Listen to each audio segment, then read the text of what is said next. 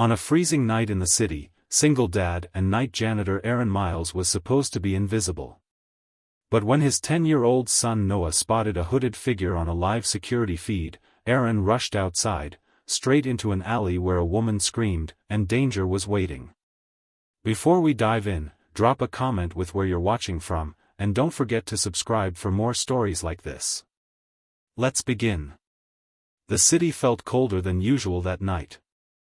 Inside the glass tower on Riverside Avenue, Aaron Miles, 38, wiped condensation off a marble floor-to-ceiling window and stretched his aching back. Another double shift, another night of being invisible in a building full of executives who forgot who kept their offices spotless. His phone buzzed on the cleaning cart. A message from his son. Noah, 10 Dad, why's a guy standing by your side door? He's on the camera you left open. Aaron frowned. He'd forgotten to close the old tablet Noah used to watch cartoons. It was still streaming the building's security feed. He typed back. Aaron, probably a delivery driver. Go to bed, buddy. But Noah immediately called. His voice shook. Dad, he's not a delivery guy. He keeps checking the door. And, Dad, someone's walking toward him. Aaron's blood ran cold. He rushed down the stairwell, skipping steps, slamming into the metal bar of the service exit. The door flew open into a freezing alley. And there it was. A woman in a navy blazer was being dragged toward the wall, her bag half torn from her shoulder. The hooded man jerked violently, shoving her back. Hey! Aaron yelled, breath fogging. Let her go. The attacker whipped around, eyes full of something hungry and reckless. This ain't your problem, he snapped. But Aaron stepped closer anyway. It is now. The attacker lunged. Aaron grabbed his arm, twisting with an instinct born of old boxing lessons and harder years. They crashed into a crate, splintering wood. The woman stumbled free, gasping. Go! Aaron shouted. Run to the lobby. She hesitated, then sprinted. The man swung again, fist clipping Aaron's ribs. Pain flared white. Aaron fought back anyway, shoving him toward the ground. Then, footsteps. Voices. A security guard. The attacker bolted into the darkness. Aaron stood there, panting in the icy air. The woman turned with wide, trembling eyes. My name is Madison Clarke, she said. I work for the governor, and he just saw everything. You just saved my life. Inside the lobby, the lights felt too bright for what had just happened. Aaron sat on a plastic chair while a paramedic pressed an ice pack to his ribs. His hands still shook, whether from pain or adrenaline, he wasn't sure. Across from him, Madison Clarke paced with her phone, speaking in low, urgent tones. The security guard, Marcus, kept glancing at Aaron like he couldn't decide if the man was brave or insane. Finally Madison approached him. Aaron. I need you to understand something. She crouched beside him. That alley has a camera. And I was on a live video call when it happened. Aaron blinked. So, a few office people saw it? She shook her head slowly. No. The governor saw it. Governor Ethan Brooks. The whole policy team was on the call. Your son wasn't the only one watching. Aaron felt the world tilt. Why would the governor care? He asked quietly. Because, Madison said, you did what trained security failed to do. And he wants to speak to you personally. First thing at sunrise. Aaron stared at the floor. I'm a janitor. I just reacted. Madison's eyes softened. That's exactly why he wants to meet you. A uniformed officer closed his notebook. You're free to go, Mr. Miles. We'll stay here until the patrol sweep is done. Aaron's phone buzzed, another message from Noah. Noah, Dad? Are you okay? I heard sirens. He exhaled shakily. I need to get home. Madison nodded. A government car will pick you up at 7. Don't be late. Anne. Aaron? He looked up. You saved my life tonight. The governor isn't the only one who wants to thank you. Aaron barely slept. Every time he closed his eyes he saw the alley, the punch, the woman's scream, the glint of metal in the attacker's hand. And Noah's voice trembling through the phone. By sunrise, he gave up on trying and brewed weak coffee in the cracked kitchen mug. Noah sat at the table, feet swinging, eyes red from worry. Did that lady really almost get hurt? Noah asked. Aaron nodded. Yeah. But she's okay now. He ruffled his son's hair. And I'm okay too. A horn beeped outside. Aaron opened the blinds to see a black SUV idling at the curb, sleek, tinted windows, the kind of vehicle he'd only seen outside government buildings. Dad, Noah whispered. Are we in trouble? Aaron managed a smile. No, buddy. Someone just wants to talk. They stepped outside into the cold morning. A suited driver opened the back door. Mr. Miles? The governor is expecting you. Noah's eyes went huge. Inside the car, leather seats wrapped around them like something unreal. Madison sat waiting, her blazer crisp, her hair now neatly pulled back, nothing like the terrified woman from the alley. She offered Noah a warm smile. You must be the brave kid who called your dad. Noah blushed. I just didn't want him to get hurt. The SUV merged onto the highway. Madison leaned closer to Aaron. There's something you should know before we arrive, she said. The man who attacked me, Travis Holt, works for a private security firm called Sentinel Guard. Aaron frowned. A security guy attacked you? Madison nodded grimly. And he never should have been near that building. There were complaints, buried complaints. Noah hugged his backpack tighter. Aaron felt anger rise, slow and hot. What's the governor want from me? He asked. Madison looked out the window at the rising sun. To show the state what real responsibility looks like. The state house looked nothing like Aaron imagined. Marble pillars. Echoing halls. Staffers moving fast with tablets and badges. Aaron felt painfully aware of his scuffed work boots and worn jacket. Noah clung to his hand, eyes huge as they stepped through a metal detector. Madison led them down a long corridor. The governor cleared his morning for you, she said quietly. He doesn't do that for anyone. A pair of double doors opened into an office lined with state flags. Governor Ethan Brooks stood waiting, tall, gray at the temples, expression firm but warm. He stepped forward immediately. Aaron Miles. Aaron swallowed. Sir. Brooks extended his hand. If you didn't step into that alley last night, my senior advisor might not be standing here today. Madison lowered her eyes, emotional. The governor gestured for them to sit.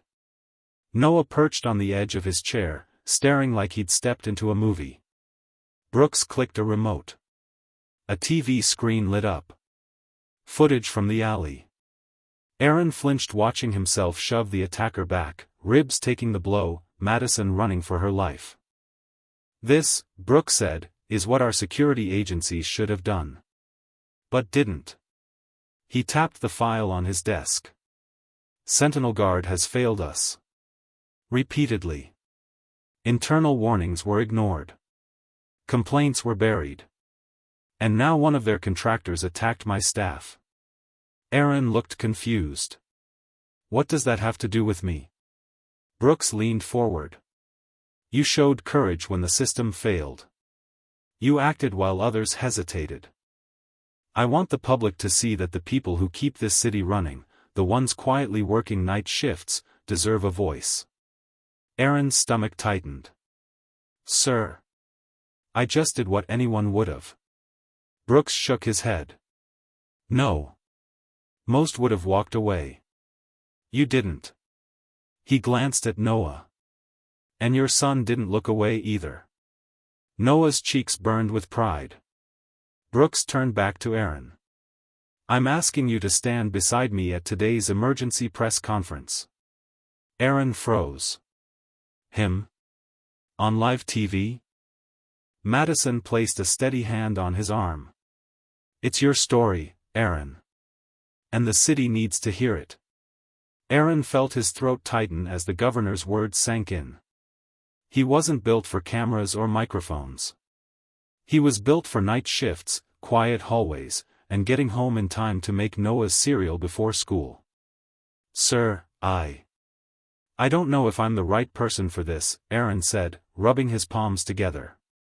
Governor Brooks smiled gently. That's exactly why you are. Madison nodded. People trust those who aren't trying to impress anyone. Noah tugged his father's sleeve. Dad, you always tell me to do the right thing even if it's scary. Aaron let out a shaky breath. The kid had a way of cutting straight through fear. Before he could respond, a staffer knocked and entered. Governor, the Sentinel Guard lawyers are requesting a call. They're urging you to delay your announcement. Brooks waved the idea away. No delays. No closed doors. Not this time. He looked at Aaron again. Walking away from that alley would have been easier. But you didn't. Now I'm asking for one more hard thing. Silence hung for a moment. Aaron finally nodded. Okay. I'll stand with you. Noah grinned so wide his ears moved. The governor rose. Good. There's one more matter. He gestured to an aide who placed a folder on the table. Aaron, your perspective matters. You understand the gaps our city keeps ignoring. I want you on the new Community Safety Council, paid, respected, and heard. Aaron blinked. Me? On a council?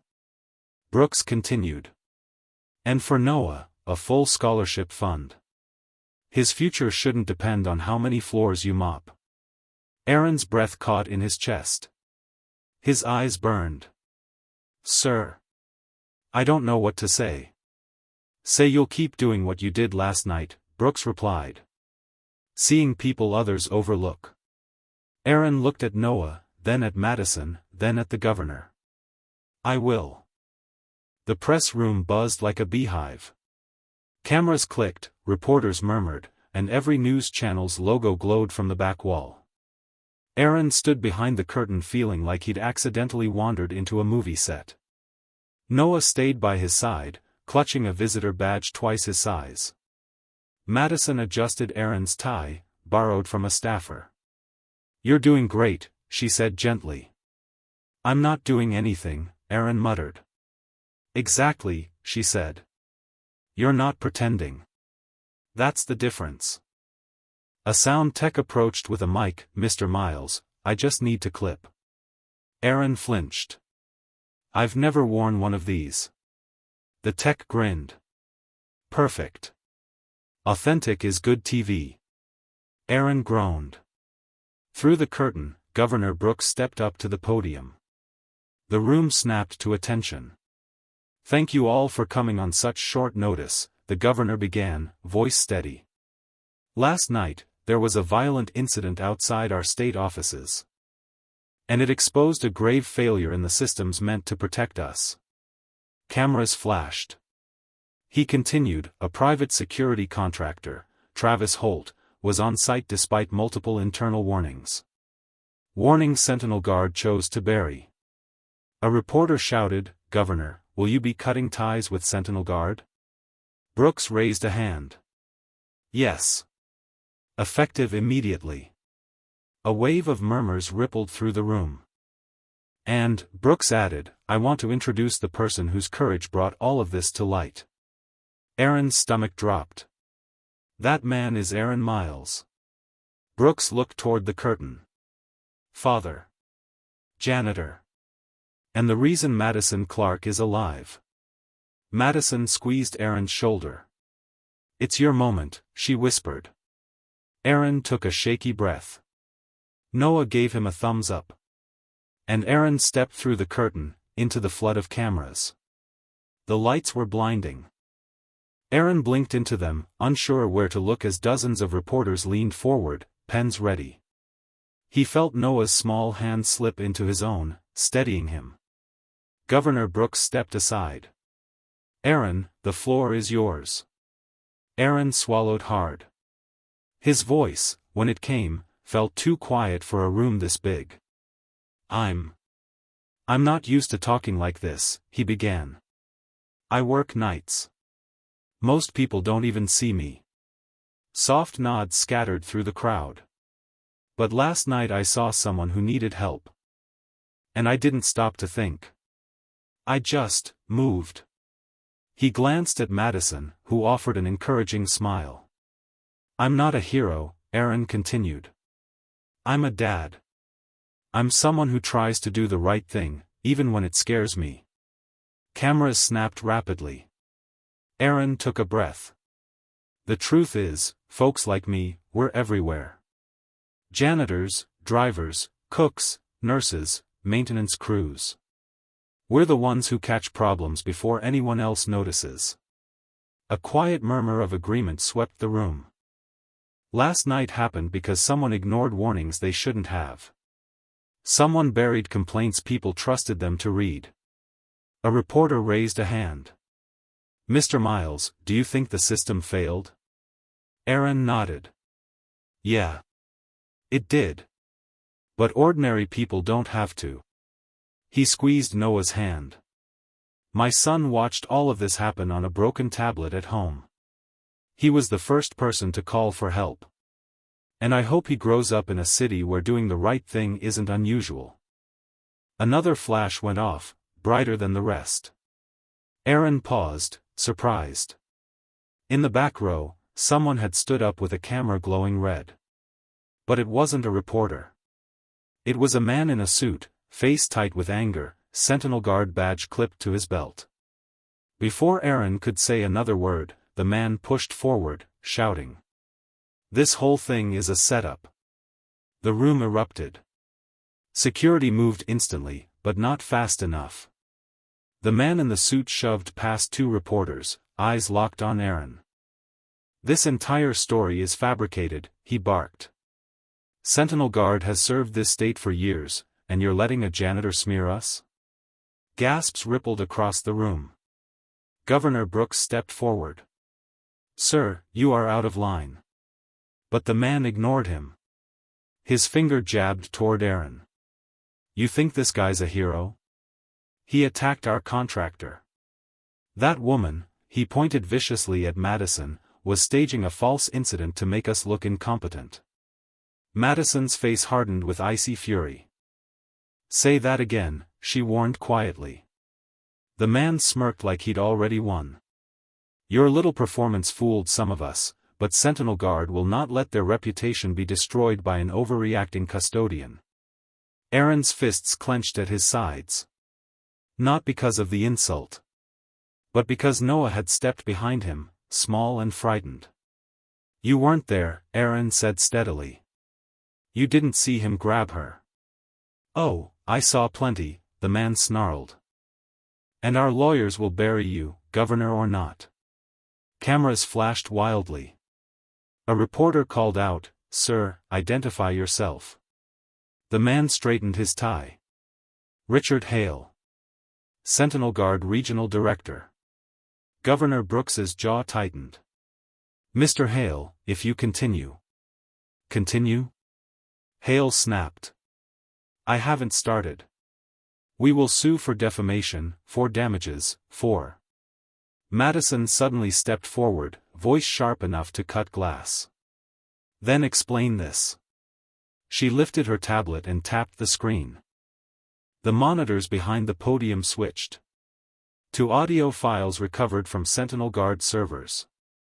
Voices played through the speakers. Ignore the complaint. He's harmless, let it die in the system. If she files again, freeze her out. Gasps exploded across the room. Hale's face drained of color. Madison's voice was calm now. You buried every warning about Holt. That attack didn't happen because of a janitor. It happened because of you. Hale stumbled backward as reporters closed in on him. And the room's attention shifted. Back to Aaron. Noah squeezed his hand. Dad, they're listening to you. For the first time, Aaron believed it. The press room dissolved into chaos. Reporters shouted questions, security escorted Hale out as he sputtered threats, and cameras whirred to capture every second. But Aaron barely heard any of it. Noah was gripping his sleeve, whispering, Dad, you did good. Madison stepped beside them, her expression soft for the first time all morning. You handled him better than half the officials I've worked with. Aaron let out a shaky laugh. I just told the truth. And that, Governor Brooks said, approaching them, is exactly what this state needs more of. He placed a firm hand on Aaron's shoulder. Mr. Miles, today wasn't just about exposing a broken system. It was about showing people that ordinary citizens can force accountability when institutions fail. Aaron shifted awkwardly. Sir, I'm not a politician. Brooks smiled. Good. We have enough of those. He turned to the cameras still flashing through the glass windows. In a few minutes, the governor continued, we'll announce a full investigation into Sentinel Guard. And we'll be naming a temporary public oversight team. Madison grinned. Guess who the first seat belongs to? Aaron blinked. Me? You, Brooks confirmed. A paid role. A real voice. Not symbolic. Aaron felt the air leave his lungs. He thought of nights spent mopping floors, of missed dinners, of telling Noah someday things would get better even when he didn't believe it. Noah tugged his sleeve. Dad, are you gonna help run the whole state? Aaron knelt to meet his eyes. No, buddy. But I'm going to help make it safer. Noah smiled at him with a pride so bright it hurt. Behind them, Madison checked her watch. They're waiting for you in the hallway. Reporters want a final statement. Aaron's stomach flipped again. What do I even say? Madison shrugged. Say what you always do. And what's that? He asked. Exactly what you told me in the alley, she said. That helping someone is never the wrong choice. Aaron stood straighter. For the first time, he felt ready. The hallway outside the press room was quieter, a small island away from the storm of cameras. Aaron stood there for a moment, breathing in the stillness. Noah held his hand with a quiet confidence that didn't match his age. Madison stepped beside them. Ready? Aaron nodded slowly. As I'll ever be. When the doors opened, a cluster of reporters surged forward, but not with hostility. With anticipation. Aaron. What message do you want to give the public? What should change first? Aaron lifted his hands gently. One at a time. The room fell into a respectful hush. I'm not here because I'm special, he said. I'm here because for too long, people like me aren't seen. Janitors. Night staff. Parents working 2 jobs. People who keep the city running quietly. He glanced down at Noah, who beamed. Last night showed me that doing the right thing, even when it scares you, isn't something you wait for others to do. It's something you choose. Cameras clicked like rain. And if I can help fix even a small part of this system, Aaron continued, I'm going to try. Not because I want attention, but because I want my son to grow up in a city where honest people aren't ignored. A reporter called out, Mr. Miles, what's next for you? Aaron smiled softly. Going home. Making Noah lunch.